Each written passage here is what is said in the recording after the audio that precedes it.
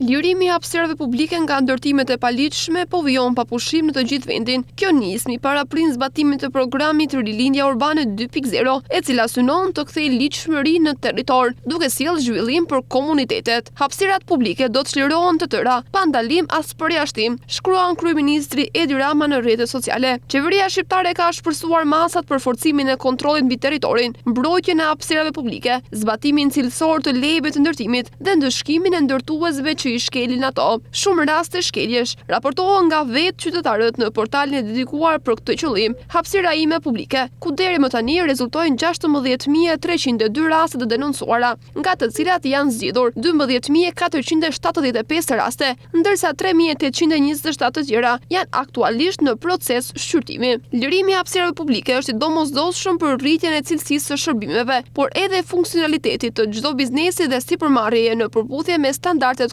kombëtare të mikpritjes dhe shërbimit jo vetëm në zona turistike, por në çdo cep të Shqipërisë. Në këtë kuadër, kryeministri Rama ka paralajmëruar se po hartohet edhe rregulloria kombëtare në të cilën do të përcaktohen me ligj hapësirat që mund të shfrytëzojnë bizneset. E konceptuar si një ndërhyrje sistematike në terren dhe jo si një aksion i përkohshëm, kjo nismë e cila ka nisur nga zbatimi në muajin korrik, po vijon me prioritet në të gjithë territorin e vendit.